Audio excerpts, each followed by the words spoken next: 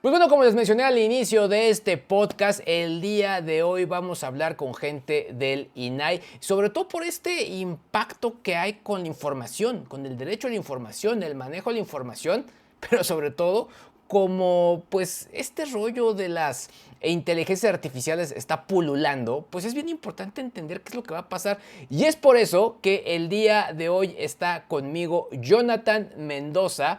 Él es secretario de Protección de Datos Personales en el INAI y además fanático de los Lakers y del Barcelona. ¿Cómo del Barcelona? Jonathan, ¿qué pasó ahí? Hola Luis, alguna falla teníamos que tener. Muchas gracias por la invitación. ¿Cómo estás? Oye, mira, la verdad es que es obligada esta pregunta. Nos vamos a ir hacia otro lado, pero ¿qué está pasando en el INAI en este momento? ¿Qué están haciendo ustedes? Y pues básicamente, ¿por qué estamos hablando tú y yo? Oye, pues están pasando muchas cosas, Luis. Pues mira, hay que estar ocupados en lugar de preocupados. Básicamente tiene que ver con la falta de quórum que hay para sesionar en el Pleno del INAI. Les cuento que el INAI es un órgano constitucionalmente autónomo que defiende dos derechos, el acceso a la información y la protección de datos personales. Y para sesionar necesita 5 comisionados. Ahorita nada más tiene 4. Ok. Entonces, esto ha puesto un poco complicar las cosas en el sentido de resolver asuntos y procedimientos, en fin. Parte de la tarea que tiene el INAI es resolver este tipo de asuntos, pero hace muchas otras cosas, además de la resolución de recursos de revisión y de procedimientos. Entre ellas la parte de socialización, Claro. de difusión, ¿no? Que es muy importante. Oye, pero un poco la parte importante que está ocurriendo con el INAI es que pues no únicamente se está quedando con la parte política, sino que ya están empezando a discutir otros temas y es un poco a los que me refería al inicio, en la introducción. Y sobre todo es el tema de las nuevas tecnologías y en particular el uso de la inteligencia artificial. ¿Cómo están viendo esto? O no sé si arrancar en cómo lo están definiendo ustedes. Sí, a ver, estamos muy involucrados en ese tema porque es obligatorio. O sea, el uso de datos personales en ecosistemas digitales y en tecnologías disruptivas, como es la inteligencia artificial, es la materia prima. O sea, con eso funcionan todos los algoritmos con datos personales y no personales. Entonces, las autoridades de datos tienen que formar parte de esa conversación. Es como armar un esquema de gobernanza de datos personales. Todos los actores tienen que involucrarse, no solo la industria o la academia o la sociedad civil o los medios de difusión y de comunicación, también las autoridades. A ver, yo hace algunas semanas estuve en una agencia de relaciones públicas y yo les decía que en los nuevos, digamos, estas cartas de embargo que te dan para obviamente resguardar la información antes de que se pueda publicar libremente, tenían que agregar ya también o coartar el uso de estas inteligencias artificiales.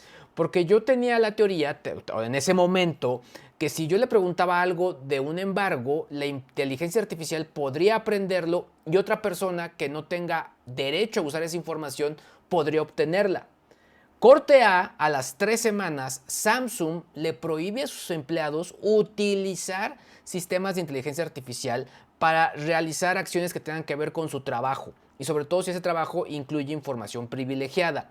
Y finalmente, digamos, el presidente Joe Biden ya se va a reunir con las principales autoridades de inteligencia artificial. La pregunta es, al final es un tema que ya tienen que meterse investigar los gobiernos, ¿no es así? Totalmente, digamos que vamos atrasados y no lo hemos hecho. O Claro. sea, el punto es que el aprendizaje predictivo de los algoritmos no distingue entre la información que es confidencial o no. Hables de información empresarial o de datos personales. Tú alimentas el algoritmo por deep learning y va generando resultados y esos resultados pueden ser favorables o no socialmente. Es decir, el uso de tecnología tiene muchos beneficios, pero también algunas desventajas y riesgos. Y uno de ellos con ChatGPT, por ejemplo, y Claro. otros sistemas que existen, es que la información la arroja con la base que tiene, y la base puede ser información legítima o información que no debería ser utilizada. Sí, Esos son hasta los septiembre de riesgos. 2021. Así es, totalmente. Por eso Elon Musk y otros actores pidieron que pararan la evolución y el desarrollo de esta tecnología, pero a la par él está desarrollando una igual en Twitter y a la par también en Google hubo una renuncia de uno de los directivos más altos por temas de ética y en fin, todo el ecosistema está afectado, por decirlo de alguna manera, por los resultados que se arrojan con este aprendizaje predictivo. Les recuerdo que estamos con Jonathan Mendoza, secretario de Protección de Datos Personales en el INAI. Jonathan, creo que hay algo que me llama la atención de lo que acabas de mencionar, es decir, decías, si no lo hemos hecho, vamos atrasados. La pregunta es, ¿vamos atrasados? Vamos muy atrasados, Luis. Desde luego las normas y las leyes nunca van a estar a la altura de la innovación y la tecnología, pero las interpretaciones de las autoridades de los estados tienen que hacer acordes al desarrollo y evolución de esas tecnologías. Por eso ahora escuchamos justo al presidente Biden hablar de regulación en temas de inteligencia artificial cuando antes hubiera sido impensable. O sea, tú Claro. lo viste en el escándalo de Facebook, ahora Meta y Cambridge Analytica. Ahí fue cuando se empezó a hablar de regular el tema de privacidad y de protección de datos personales, que no se ha concretado muchos años después. En Europa el tema está sobreregulado, pero la sobreregulación tampoco es la salida, No. porque no todo se soluciona con una ley o con una norma si no la puedes implementar adecuadamente. A ver, yo este tema lo vengo siguiendo, mínimo una vez por semana hay una nota de esto y a veces hay semanas donde todos los días hay algo que tiene que ver con inteligencia artificial.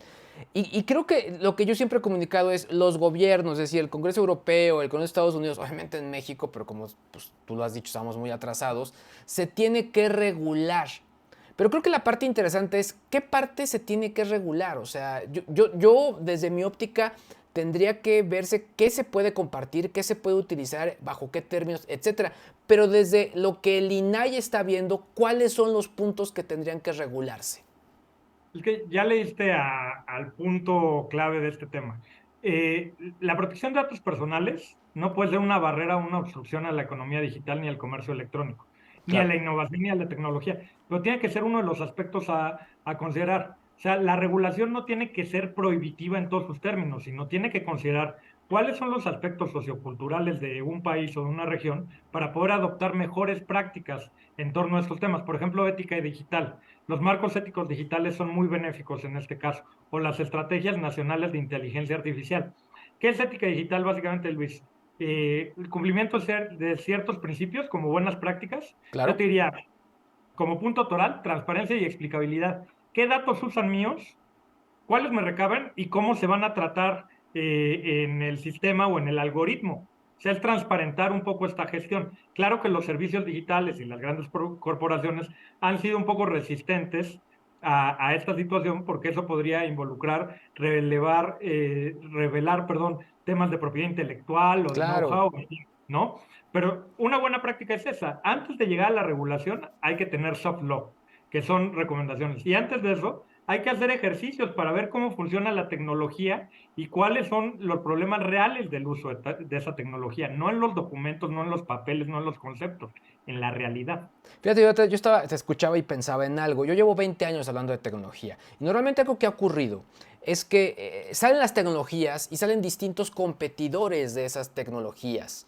Hasta llegando a un punto donde pues algún ente del gobierno, que podría ser algún ente económico pensando en los usuarios, pues les dice, pues organícense y generen un estándar que una a todos para que esto esté en pro del usuario. Pero esto se ha movido tan rápido que es por eso que en el caso de Estados Unidos pues están juntando a tres de los actores más importantes, Microsoft, bueno, cuatro, Microsoft, Facebook, Google y en este caso OpenAI. Y sobre todo es para que seguramente empiecen a generar prácticas de menos, esas prácticas estándar de uso.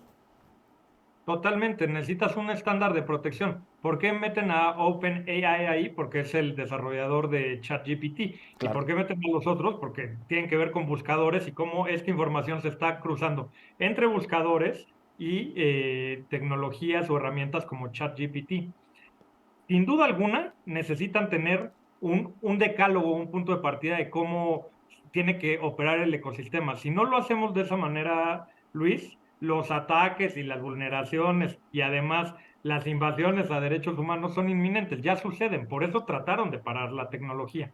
Ahora, Jonathan, hay esfuerzos, dime, sí, continúa, no, hay Jonathan. esfuerzos en México, yo te podría decir, ok, acaban de echar a andar la Alianza Nacional de Inteligencia Artificial, ¿no? La senadora Alejandra Lagunes, que está buscando incluir a todos los actores para desarrollar política pública y que haya recomendaciones.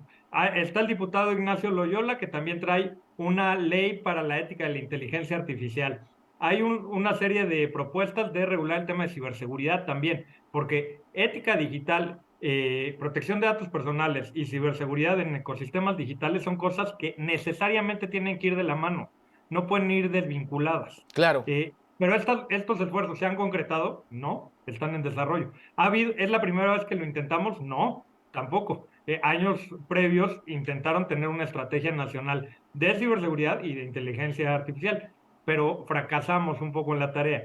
Y el tema es que en nuestro país el uso de tecnología, incluso por el gobierno, es algo, digamos, limitado o Claro. prohibido, porque la política de austeridad dice que no inviertas en tecnología. Ahora, hay un punto importante. O sea, en el caso de Alejandra Lagunes, no conozco su contexto tecnológicamente hablando. Pero, por ejemplo, Nacho Loyola, de Querétaro, muy pegado con Rodolfo Loyola Vera, pues obviamente familiares, y que estuvo muy pegado con el TEC de Monterrey.